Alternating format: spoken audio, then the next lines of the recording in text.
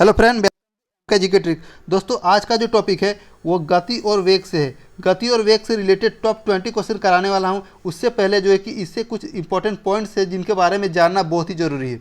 ठीक है दोस्तों, तो इसके बारे में अभी बताने जा रहा हूं कि दूरी और विस्थापन के बीच में क्या अंतर होता है। सबसे पहले इसको जानेंगे, इसके बाद जो है कि टॉप 20 ऑब्जेक्टिव टाइप क्वेश्चन कराने वाला हूँ। ठीक है, तो इसके अंतर जानते हैं। ठीक है, तो दूरी क्या करता है? दूरी केवल परिमाण को व्यक्त करता है। क्या करता है? परिमाण को व्यक्त करता है। ठीक है, और दूरी सदैव जो है कि धनात्मक और शून्य होता है।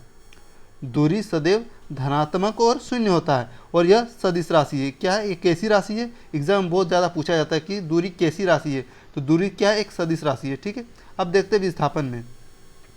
तो विस्थापन क्या कहता है कि विस्थापन परिमाण तथा दिशा दोनों को व्यक्त करता है। विस्थापन क्या करता है? परिमाण तथा दिशा दोनों को व्यक्त करता है। ठीक है, दूसरा पॉइंट है कि विस्थापन धनात्मक, ऋणात्मक तथा शून्य भी हो सकता है। क्या है? विस्थापन जो है कि धनात्मक, ऋणात्मक और शून्य भी हो सकता है। और विस्थापन कैसी राशि है? तो ये एक सदिश राशि है। ठीक है, अब जो है कि दूसरा पॉइंट है वो है कि चाल और वेग में क्या अंतर है, इसको जानना जरूरी है। क्योंकि ये सब नहीं जानेंगे तो इससे रिलेटेड जितने भी क्वेश्चन है उसको समझना मुश्किल हो जाएगा। ठीक है, तो उसको आसान कर, उस क्वेश्चन को आसान बनाने के लिए जो है कि ये मैं आप लोगों को बता रहा हूँ। ठीक है, तो चाल और वेग में क्या अंतर है, अब इसको देखते हैं। ठीक है, तो सबसे पहले चाल को लेते हैं। तो क्या बोलता है? चाल क्या कहता है कि चाल में केवल परिमाण होता है, दिशा नहीं, और यह अदिश राशि है। क्या कह रहा है कि चाल में केवल परिमाण होता है, दिशा नहीं होता है। ठीक है, हमेशा याद रखना है कि चाल में परिमाण होता है, दिशा नहीं होता है, और यह एक सदिश अदिश राशि है। सॉरी, ये एक अदिश राशि है। ठीक है, चाल क्या करता है कि चाल किसी वस्तु की चाल उस वस्तु के परिमाण के बराबर या उससे भी अधिक हो सकती है।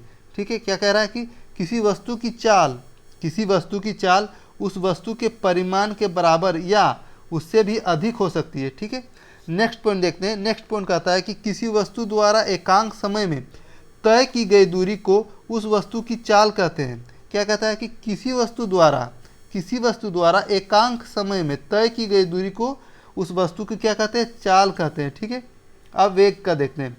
वेग क्या कहता है? चाल और वेग में अंतर बता रही है। ठीक है, तो वेग क्या कहता है कि वेग में परिवर्तन के साथ साथ दिशा भी होता है। वेग में क्या होता है कि परिमाण के साथ साथ दिशा भी होता है, और यह सदिश राशि है। ये कैसी राशि है? सदिश राशि है। नेक्स्ट पॉइंट देखते हैं। किसी वस्तु के वेग का परिमाण उस वस्तु की चाल से अधिक नहीं हो सकता है।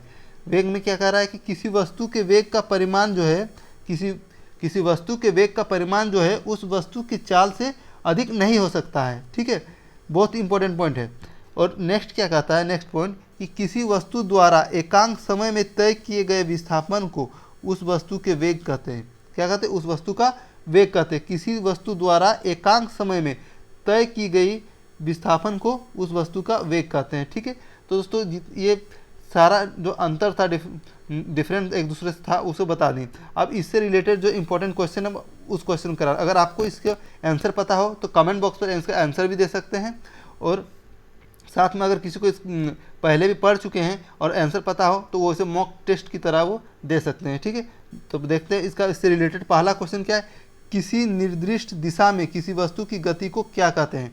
ठीक है दोस्तों, तो इसका राइट आंसर हो जाएगा ऑप्शन सी, वेग। वेग जो है किसी निर्दिष्ट दिशा में किसी निर्दिष्ट दिशा में वस्तु की गति को क्या कहते हैं? वेग कहते हैं। ठीक है, नेक्स्ट क्वेश्चन लेते हैं।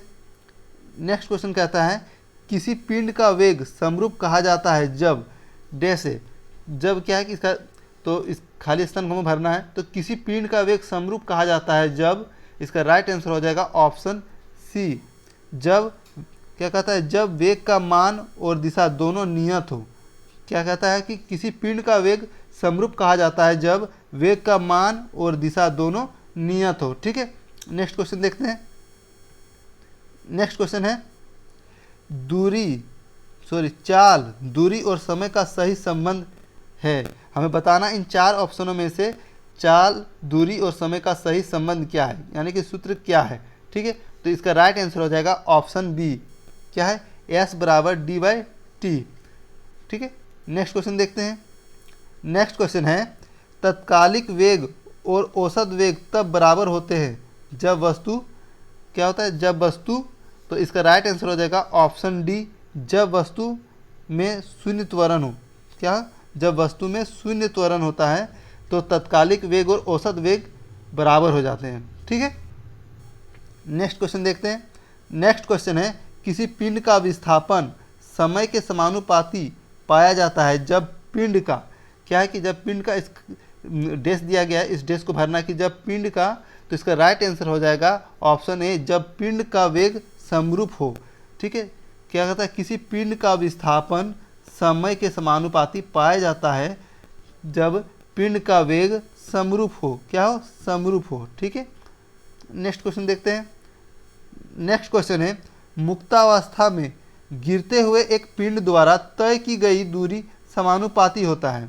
ठीक है दोस्तों, तो इसका राइट आंसर क्या हो जाएगा? इसका राइट आंसर हो जाएगा ऑप्शन सी, गिरने के समय के वर्ग के समानुपाती होता है। ठीक है, नेक्स्ट क्वेश्चन देखते हैं। नेक्स्ट क्वेश्चन है, एक भीड़ भाड़ वाली सड़क पर एक बस की गति डैश गति का एक उदाहरण है। तो क्या हो जाएगा इसका आंसर? इसका आंसर हो जाएगा ऑप्शन ए, असमान गति का एक उदाहरण है। क्या है?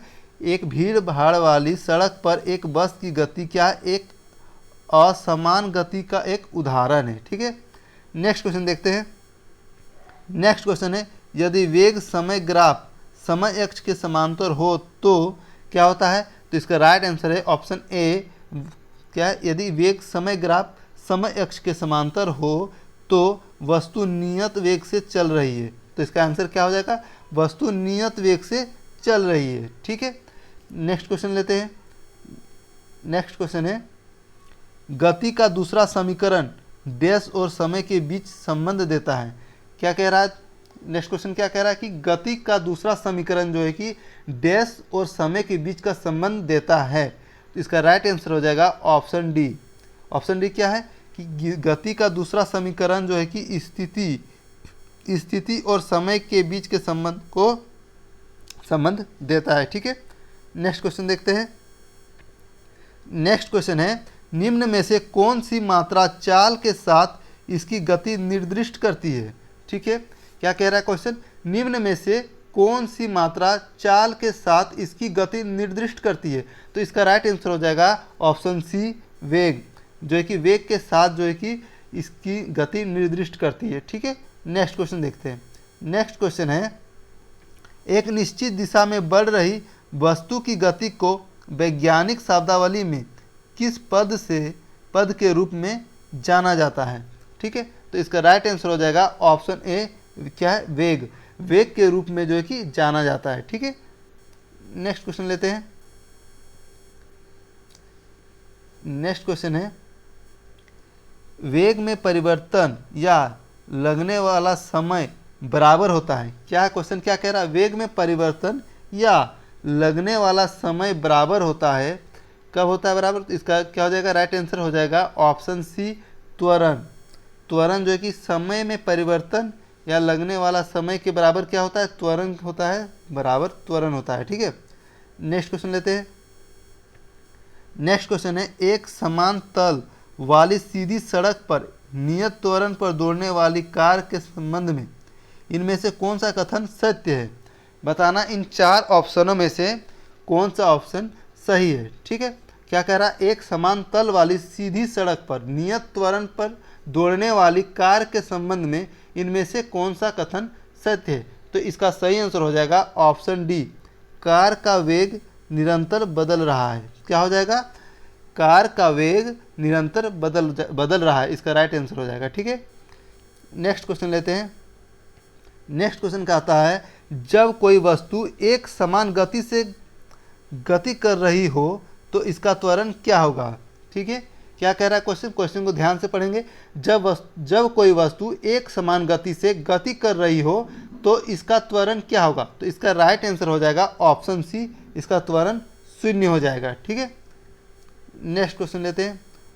नेक्स्ट क्वेश्चन है, डैश का उपयोग एक वस्तु की समग्र गति का वर्णन करने और किसी दिए गए समय पर इसकी प्रारंभिक स्थिति के संदर्भ में अंतिम स्थिति का पता लगाने के लिए किया जाता है। ठीक है, क्या कह रहा है क्वेश्चन? क्वेश्चन को ध्यान से पढ़ेंगे फिर से कि डैश का उपयोग एक वस्तु की समग्र गति का वर्णन करने और किसी दिए गए समय पर इसकी प्रारंभिक स्थिति के संदर्भ में अंतिम स्थिति का पता लगाने के लिए किया जाता है।